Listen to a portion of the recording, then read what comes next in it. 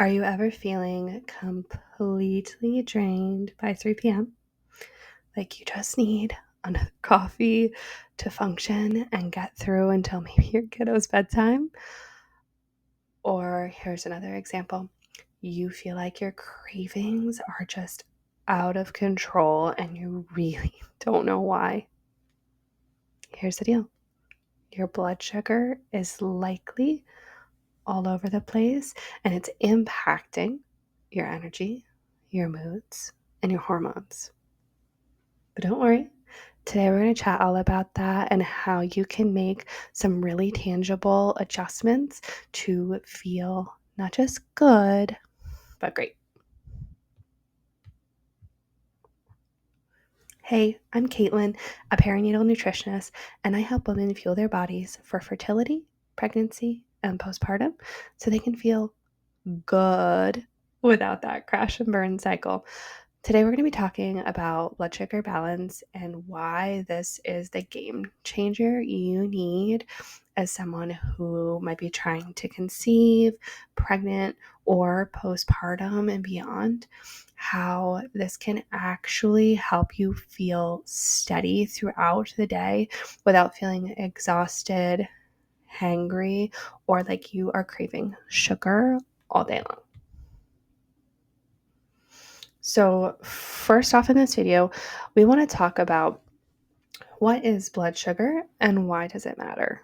So blood sugar is essentially the amount of sugar or glucose that's in your bloodstream, and every time you eat, your body is breaking down the carbohydrates that you consume into glucose, and this gives you energy. This is our body's primary energy source. Let's not forget that. It's very important. Then, after you have consumed those, it has broken it down, your pancreas is then releasing insulin to help shuttle that glucose into your cells.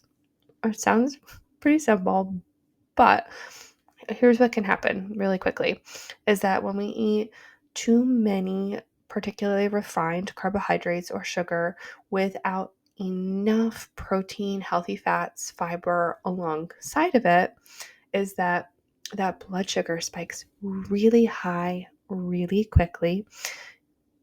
The pancreas is now shuttling out that insulin, and typically extra if that spike is high to, really correct itself. So there's this breakdown. We get this like roller coaster effect going on, and that downward crash is when you feel that like exhausted, cranky, or why am I hungry again an hour later, even though I know I have just eaten? So, how does this impact your hormones? It impacts a lot. It impacts a lot. Blood sugar imbalances can lead to increased cortisol. This is that stress hormone. And insulin resistance, which can in turn impact other hormones like estrogen, progesterone, and even testosterone. So our bodies are really connected. They're really smart and they send signals and they're talking to each other. So one thing that might seem like a simple interaction can have this cascading impact. And when some of these other hormones are impacted, if we are playing this roller coaster along the day, most days, we can end up dealing with things like irregular cycles, more intense PMS symptoms, fatigue, even after we get a good night's sleep. Like we've mentioned, increased cravings, particularly for like more sugar and more carbs. Again, there's that roller coaster that we're playing with. We can deal with mood swings, things like anxiety or brain fog, and particularly for women, but for men too, we can deal with weight gain and stubborn fat cells.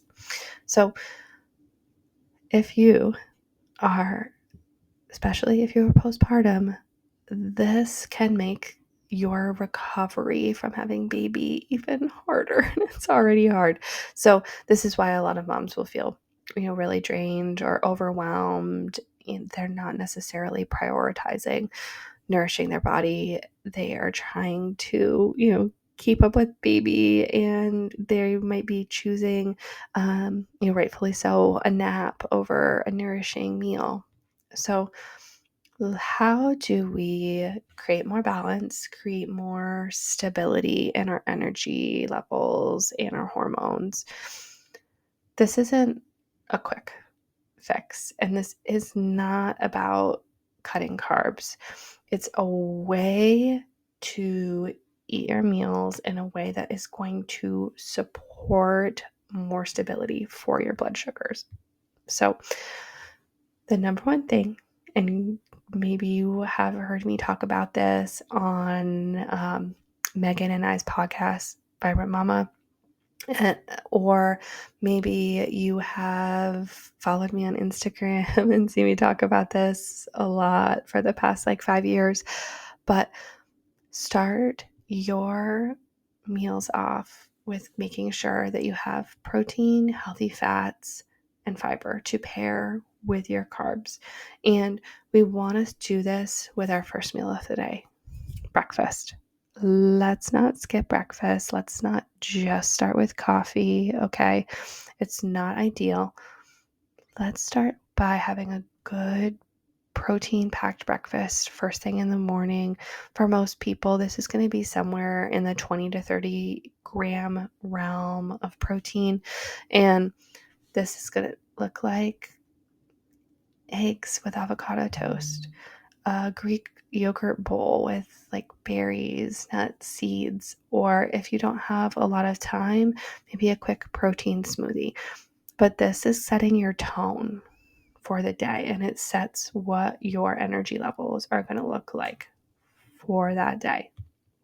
So, again, we've got the breakfast in there, but we are going to continue throughout the day with the rest of our meals to make sure that our carbs have the BFFs. We talked about this in the previous video. We want to pair them. We want to have the protein, healthy fats, and fiber right alongside the carbohydrates. So instead of just grabbing a banana, let's add some almond butter. If you are eating pasta, let's add some chicken, broccoli, drizzle of pesto, something that's going to keep your blood sugar supported. It's still going to rise, but it is not going to be as sharp. We are not having as sharp spikes up and down.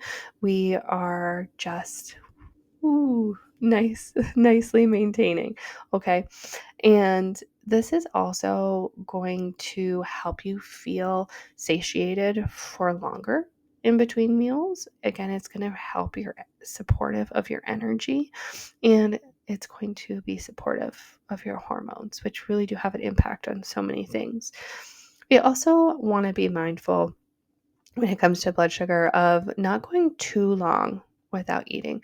You don't necessarily need to be snacking constantly, but if you are pushing 5-6 hours without eating, your blood sugar is probably going to drop, and this can also increase those cravings as well. So typically, I find eating every 3 to 4 hours, plus or minus, for most people is going to feel pretty good when you are focusing on those protein rich meals. So, this might be different if you are pregnant. You may need to eat a little sooner. You may need to be more every 2 to 3 hours and a little, again, smaller, more frequent meals. But if you are someone who is trying to conceive, postpartum, and beyond, then 3 to 4 hours will probably feel pretty good. If you're early postpartum and you're breastfeeding, you may need to also eat every 2 to 3 hours just to help keep up with your supply and energy needs, because that's a very demanding time frame as well. Okay. Lastly, we talked a lot about what can we do, what we can add in there with those other tips, and I generally like to say that this is more so about what can we add in versus take away, but we do want to be mindful about relying on more processed, refined sugars and snacks. So, um, again, it doesn't mean you can't ever have a cookie or whatever, but you want to try to get as many of your sources from these whole foods as possible. That really is going to help your body feel best and nourished. So just be aware, be mindful. Okay, let's wrap this up. If you're constantly tired and you are having these cravings and you're noticing irregularities maybe with your cycle, this is like the piece of the puzzle that you're missing. This is a game changer that you need to start incorporating. And it's simple, right? You can just start off by focusing on that breakfast. Start by including more protein, healthy fats, and fiber in your meals, and just create some more awareness and intentionality in what you're doing, because even though maybe these seem like small shifts, they can make a huge difference in how you feel. I want to give you an example of one of my clients. She is a mom, she is a nurse, and she came in by saying that she just feels like she runs on caffeine and carbs, and she was tired all the time, even when she felt like she slept well. We made some adjustments to her meals where we are prioritizing this. She started eating breakfast, incorporating an increase in protein, fiber, and her hydration. She now has like 1 cup of coffee and maybe a tea in the afternoon. She's satisfied. She has been able to drop weight and increase her lean muscle mass. And she, most importantly, will tell you that her energy just feels so much better, and she can conquer long shifts in a way that she didn't think was possible. So this is, and she noticed some of these things within a couple weeks of us making adjustments. So if this was helpful, please drop a comment. Let me know what's your biggest struggle when it comes to energy and cravings. And please like this video and subscribe. I will have more videos coming around, these meals that can take 10 minutes or less to prep, as well as more topics like this. So until then, see you next time.